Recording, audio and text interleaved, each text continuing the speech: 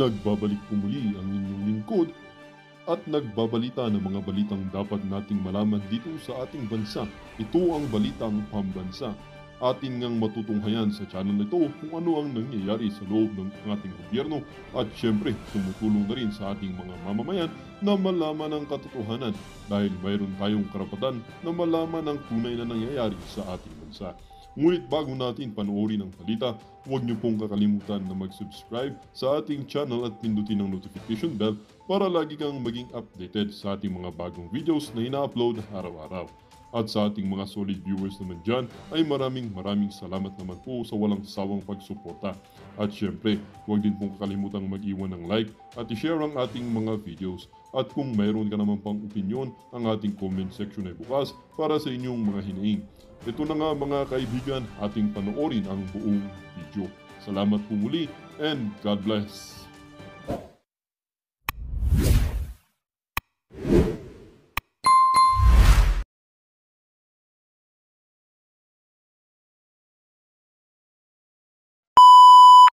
Ilang araw lang, sinampa po nila yung tinatawag na impeachment. Ngayon,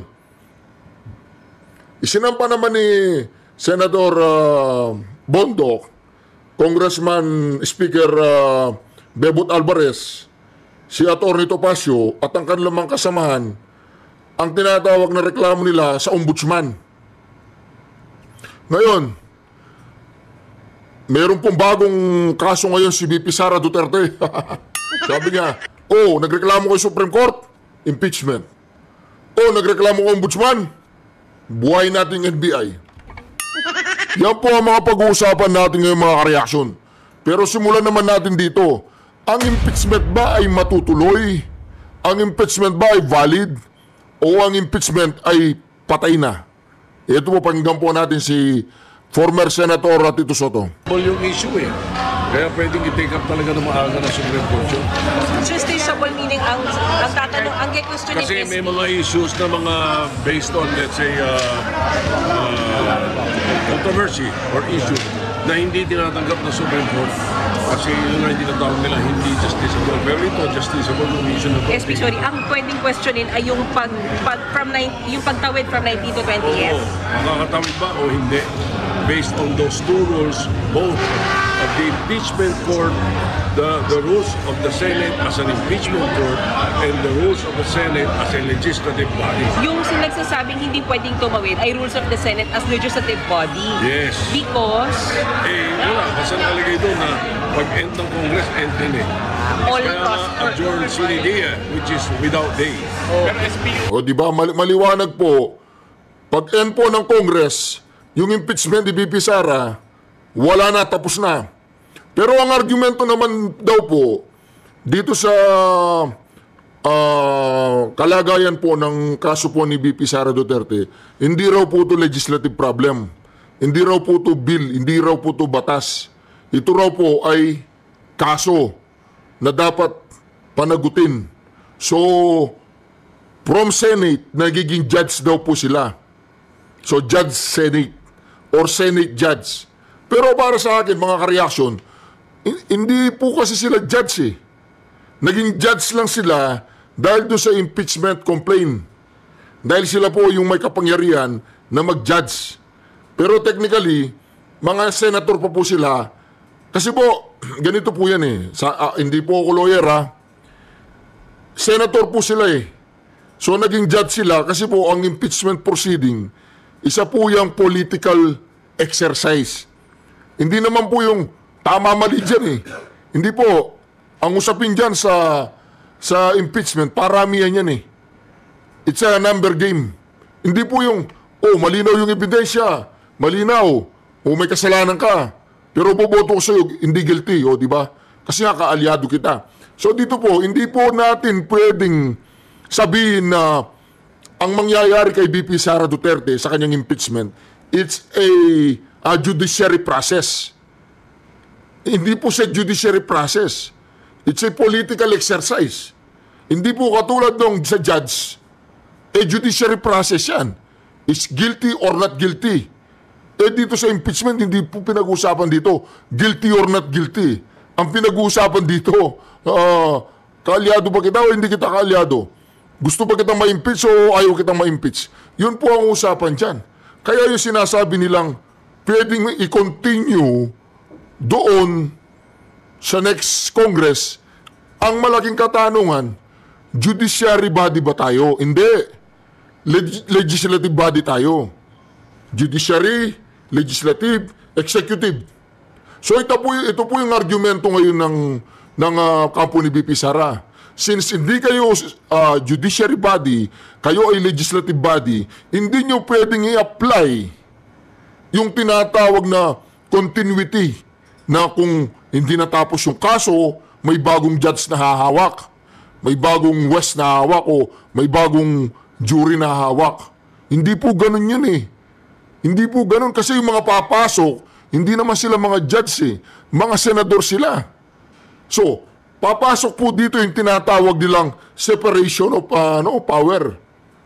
Judiciary, legislative, legislature, and executive. Naging judge lang naman sila, it's just because magbobotohan sila. Hindi dahil guilty or not guilty. Magbobotohan sila. Para ngayon sa May, magbobotohan tayo. Ano, gusto ba ninyo itong kongresista na to? O ayaw niyo itong kongresista na to? Boto. O sino marami? Yung ayaw o talo yan? Dito marami yan o panalo yan? Ganun po yan. Hindi nga mga lawyer yung mga yan eh.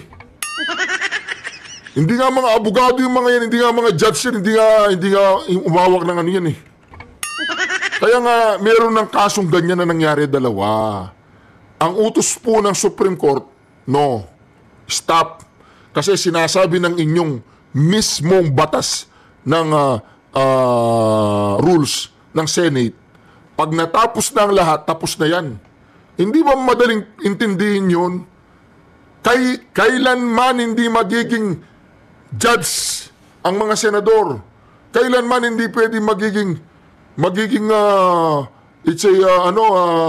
hearing o tinatawag nating judiciary procedure. Hindi pwede yan. Legislative pa rin yan. At ang impeachment, maniwala po kayo sa hindi, it's a political exercise. Hindi guilty or not guilty. It's a vote. Boto po yan. Gusto pa natin si Sara o ayaw na natin? Boto. Sino may gusto? Gusto pa. Sino may ayaw?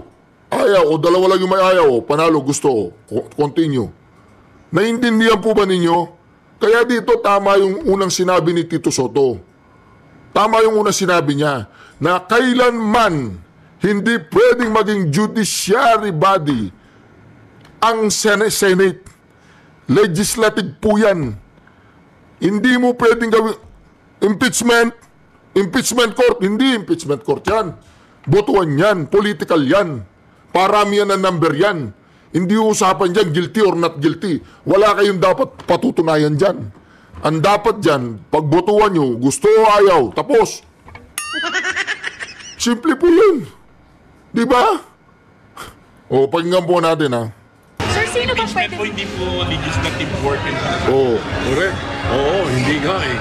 Kaya nga very controversial yung issue sapagkat ano yun, judicial work. Part of the work of the Senate. Mali na naman po yun. Hindi mo pwedeng sabihin judicial work yan dahil hindi naman sila judiciary body. Hindi mo pwedeng sabihin judicial work yan. Tinawag silang Senate judge kasi sila yung boboto. Yes or no. Di ba? Hindi naman conviction ang pinapatunayan dyan eh. Kahit nga alam nilang innocent yan. Pag ayaw na nila yan, sinabi ng kanilang leader, majority, o ayaw na natin yan si Sara. Wala na yan, tapos. O hindi siya guilty, pero ayaw na natin. Di ba wala tayong tiwala sa kanya, tinitira niya tayo eh. Hindi siya pabor sa ating ginagawa eh. Threat siya sa atin eh. Eh di, wala na, tapos na yan. Hindi yan judicial work. It's still a legislative work na nagkataon lang nang ang bagsakan ng impeachment ay nandyan sa Senado. Kaya tinawag silang Senate Justice ba yun? Judge. Senate Judge. Oh. Eh, kahit ako, judge ako eh. Pagdating ng May, boboto ako, judge ako. Aanuin ko, sisintensyahan ko, sinong gusto ko. Oh, gusto ko si Tito Soto. Oh, sentensyado ka sa akin. Oh, ayaw ko si Tito Soto. Oh, sentensyado ka sa akin. Yun po ang ibig sabihin nun. Hindi naman ibig sabihin na sumisintensya lahat, Judge. Pagdating ng May, tayo sentensyador. Tama po ba? Ngayon, yung mga senador na yan, pagdating ng tinatawag na impeachment process, lahat po yan sentensyador yan. Sisentensyahan si VP Sara Duterte. Hindi naman ibig sabihin nun, mga judge sila. Hindi nga lawyer eh. Paano magiging judge ang hindi lawyer? Saan ka nakakita ng bibigyan ka ng karapatang umusga? Bibigyan ka ng karapatang bumoto. Boto yun. Let's vote. Guilty or not guilty, doesn't matter. Hindi na importante yung guilty or not guilty. Sino pang may gustong si Sara manatili? Taas ang kamay. Nay, oh. Yes, oh. Sinong mayayaw? Oh, taas ang kamay, oh. Sino nanalo? May gusto, oh. Tuloy. Ganun po yung pagkakapaliwanag doon. Kaya ang Supreme Court, 100%, ang Supreme Court, sasabihin yan, invalid na yan, tapos na yung 19th Congress. Tapos na yung 19th, pakisend nga sa Senado itong vlog na to para maintindihan nila. Kahit kailan, hindi kayo pwede maging judge. Pwede lang kayong, anong tawag doon? Bumoto. Boboto kayo kung gusto pa ninyo si Sara. It's not a matter of guilty or not guilty. It's a matter of yung kung saan party ka, nakapanig. Si Renato Corona ba yun? Yung na-impeach. Guilty ba yun o hindi guilty? Ako naniniwala ko hindi guilty yun. Pero bakit siya inatulang guilty? Dahil magagaling yung mga judge na senador? Anong experience ng mga yan para maging judge? Naging regional trial court judge ba sila? Naging Court of Appeal judge or Supreme Court judge? Hindi sila naging judge. Hindi nga sila naging prosecutor eh. Hindi nga sila naging lawyer eh. Paano sila magiging judge? Napakasimple po niyan. Legislative body po yan. It's a political exercise. It's not a matter of guilty or not guilty dyan. It's a matter of, anong gagawin natin dyan? Madali lang naman pagbintangan yan. Bakit? Sa Kongreso ba? Napatunayan na guilty siya? Hindi. Hindi siya napatunayan na naging guilty doon. Pero bakit na-impeach siya? Kasi natatakot yung mga senador, kongresista na mawala ng pondo. Yan mismo ang lumabas sa bibig ni Duke. Ni Duke Prasco. So maggaling yung Duke na yan, ba't ganyan ang pangalan at apelido? Duke Prasco. Di ba mga kareaksyon? Kaya yan ang sinasabi natin dito. Tama yun. Pagkatapos ng 19th Congress, tapos na yan. Wala na yan. Sasabihin na Supreme Court, case closed. Tapos na yung 19 eh. Ay hindi, continuary body yan. May bagong dumating na judge. Sino nagsabing judge kayo? Sino nagsabing judiciary body kayo? Sino? Legislative body kayo. Di nga kayo dumaan ng prosecutor, Supreme Court, Regional Trial Court, tapos sasabihin nyo, judge kayo. Hindi. Ang tawag dyan, anong tawag dyan? Political numbers yan. Number games. Doesn't matter kung yung mga ebidensya dyan tama o mali. Para sa amin lahat yan, guilty ka, tapos. Tama yung sinabing una ni Senator Tito Soto. Alam ko naiintindihan niya. Kaya lang siyempre, nasa administrasyon siya, hindi siya pwedeng bumalagbag ng todo-todo. Pero sinasabi niya, una yung totoo. Yung pangalawa, ano sabi niya? Ito. Controversial issue sapagkat judicial work, part of the work of the Senate as mandated by the Constitution. Sir, sino pwede mag-file ng sa body yung Senate kasi may natitirang kapital. Sorry? Continuing body. Yes, correct. Meron talagang ganong thinking na continuing body yun. And it is an impeachment court. It is a judicial court. Mali. Mali yan. Judicial court. Sinasabi lang natin judicial court yan. Kasi kunyari, magiging judge ang mga yan. Pero in reality, it's a political exercise yan, sir. pagboboto yan. Kailan ka magiging judge kung hindi ka nag-aral ng lawyer? Kailan ka naging judge kung hindi... Hindi ko alam ha. Pero alam ko, halimbawa, ibig nyo ba sabihin, yung pagpasa ng batas sa Kongreso sa Senado, isa number game, ibig ba sabihin nun, judicial din yun? Hindi, di ba? So walang pagkakaiba yan sa pagpasa ng batas. Pagpapatuloy pa ba natin si Sara Duterte o hindi na natin ipagpapatuloy si Sara Duterte? Mahirap bang intindihin yun? Tinawag nilang impeachment court. It's just because tinawag nilang impeachment court yan. Ibig bang sabihin mga judge na yan? Di ba? Sila lang yung nakaupo dyan na sila ang bilang na nagre-representa sa mga tao na kung ano yung sinabi ng mga yan, yan ang masusunod. Tama po ba? Number game. It's not a matter of guilty or not guilty dyan. It's a matter of number game. Delaying tactics, kala nila makakapasok ng 20th Congress yan. Imposible yan. A judicial body at that point. Kaya nga, tama rin yung posisyon na yun. Talagang maybe very controversial. Sir, nakakatulong ba o nakakasama sa kampanya na magiging election issue yung impeachment?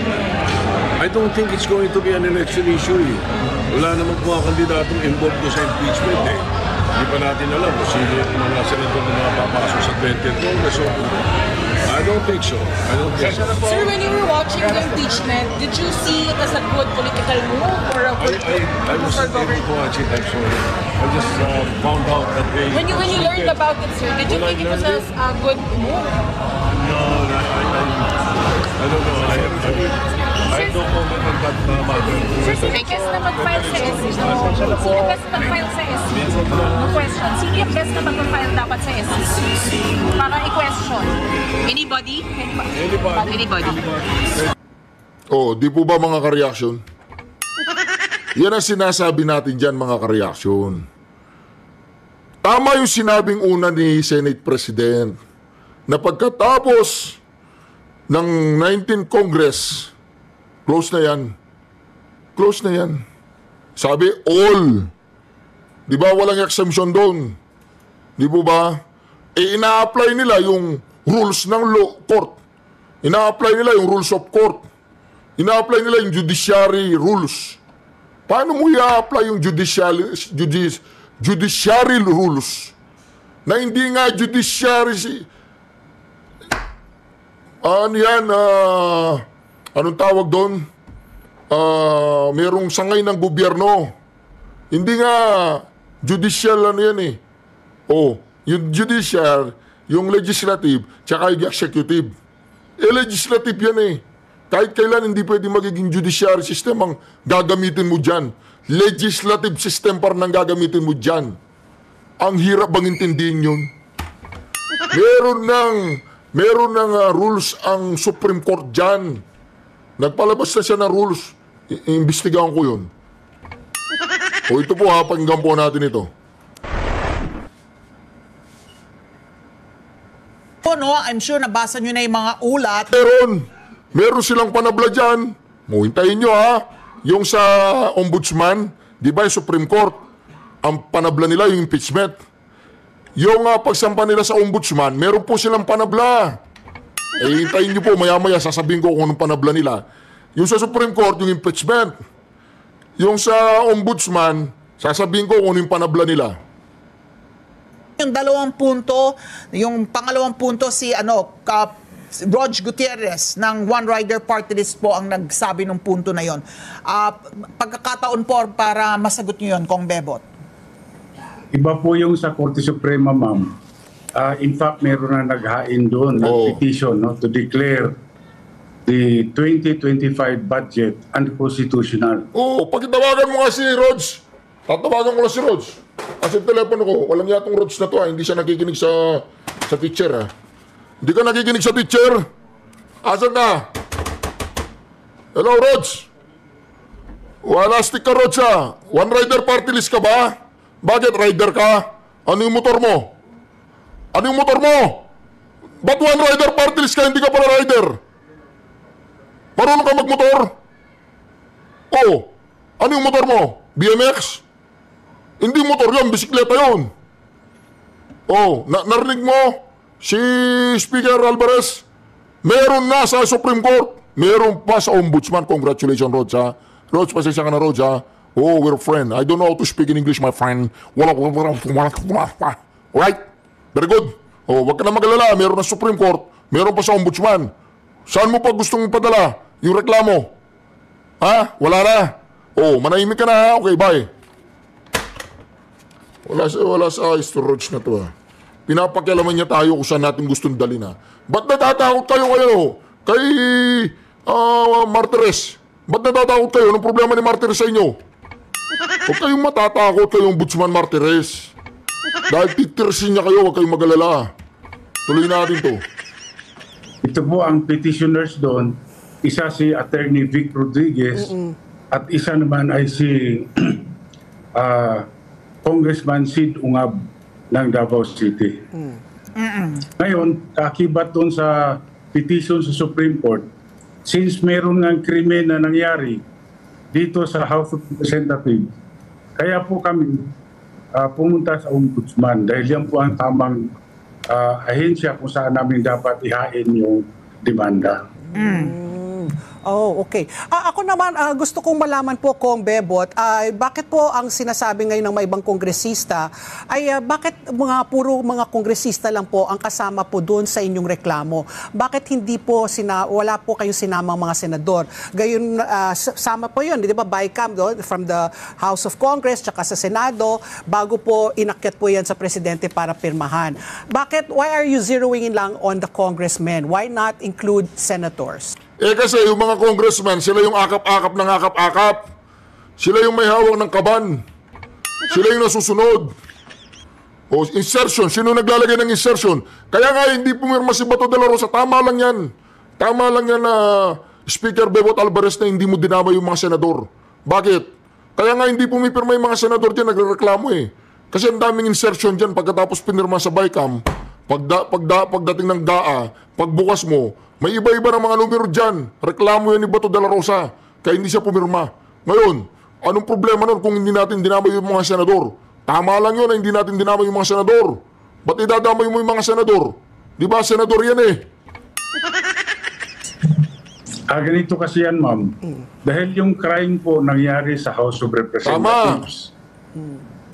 Kaya doon lang po namin zero in kung sino yung mga liable doon. Tama. So sa tingin nyo po, walang pananagutan po Wala. ng mga senador? Hindi naman kasama yung senator dito, ma'am, dahil yung report ng galing sa House of Representatives. Tama. Bago dinala doon sa Malacanang signature of the President. Okay. Yun naman pong timing. Kung yung kaninang tinanong ko na kanina na tinatanong po yung timing, parang hindi naman daw kayo naulinigan na na meron kayong mga you did not raise any points during the budget deliberations. Paano, ma'am, tinago na nga nila lahat eh. Alam ko naman yung kalakaran dyan, naging speaker din ako. Pag merong gustong palusutin yung speaker, talagang walang mangyayari kahit anong debate gawin mo dyan. So kasi nga din sa yung bicameral conference committee na po nangyari itong mga blank items po. At bago doon pa lang, ma'am. Meron ng blanco. Napakalaking halagang 241 billion Yun po yung 12 counts dahil 12 counts dahil 12 items po yung blanco. 12 items yung blanco at yun ang kanilang pinunuan. So, Kong Bebot, I was going to ask, kayo po, dati po kayong Speaker of the House, paano ho ba, ikwento nyo po kung paano po nagkakaroon nga ng ganitong na nagiging blanco, ano ba yung dapat na tamang pamaraan at ano po yung suspicion ninyo nangyari kaya po kayo nagsampa ng kaso? Normally, ma'am, kasi mag-uumpisa yan sa tinatawag na NEP, yung National Expenditure Program na galing ng Office of the President. Binibigay po yan sa House of Representatives kung saan doon po gagawin yung dapat yung GAB, General Appropriations Bill. Ngayon po, doon, yung bill na yon pupunta rin yun sa Senado para usisain ng mga senador. kung yung mga budget pa doon ay makatarungan at kinakailangan para sa ating bansa. Ngayon po, may mga, siyempre hindi naman lahat yan mag-agree. Kaya ho, gumawa ng bicameral committee. Upang sa ganun ay yung mga disagreements po ay pwedeng pagkasunduin doon. At yun na yung maging bicam report kung saan babalik ulit sa House of Representatives yun at tatalakayin doon sa plenaryo. Oo.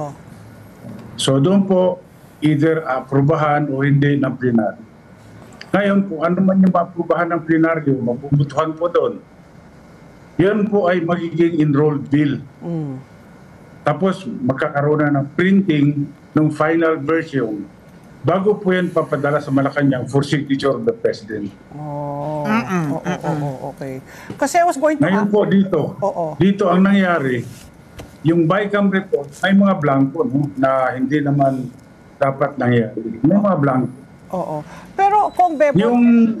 Yung sinubmit sa plenary, may mga blanco din. In fact, inamin na yan ni Congresswoman Kimbo na may mga blanco. Ngayon, kung ang inaprubahan ng plenaryo may mga blanco, bakit pagdating sa enrolled bill, meron ng laman? Hindi po pwede yan. Ngayon, gusto nilang isisi doon sa mga technical working group na sila daw ang authorized na mag-fill up ng blanks. Mali po yun, ma'am. Dahil po, yung pwede lang gawin ng technical working group, correction lang ng grammar, yung mga typographical error, yun lang po pwedeng gawin. Hindi po pwede yung 0. Gawin nilang 1. Gawin nilang 2 o 3. So malinaw po mga ka-reaction, talagang corner na po dito si Tamba. Tapos na siya. Tapos na si Tamba. Yan po ang nakikita natin eh. O ito naman. So usapan natin kanina, Supreme Court, impeachment. Ombudsman, ano kayang pantapat nila sa ombudsman? Ito. Benedict, saan isinampa ng NBI ang mga reklamo laban kay VP Sara?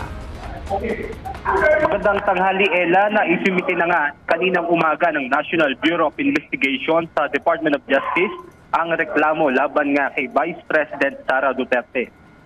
Ayon kay NBI Director Jaime Santiago, nakapag-desisyon na sila kasama ang 5 abogado ng NBI na sampahan ng inciting to sedition at grave threat si VP Sara. Oo, di ba? Mamaya meron na naman yan. Tuloy-tuloy yan eh. Balikan yan. O Supreme Court, o impeach natin. Ombudsman, o NBI natin. Di ba? At dahil nasa DOJ na ang naturang reklamo, titimbangin naman ang kagawaran kung sufficient ang kanilang nakalap na ebidensya. Ayon pa nga kay Director Santiago, yung Zoom meeting na kung saan nangyari yung pagbabanta ni VP Sara kina Pangulong Ferdinand Marcos Jr., First Lady Lisa Marcos at House Speaker Martin Romualdez ang kanilang ginamit bilang ebidensya.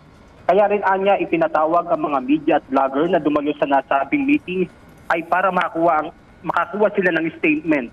Pakakasian nila kabilang sa dumalo sa nasabing Zoom meeting ang inutusan ng ikalawang Pangulo.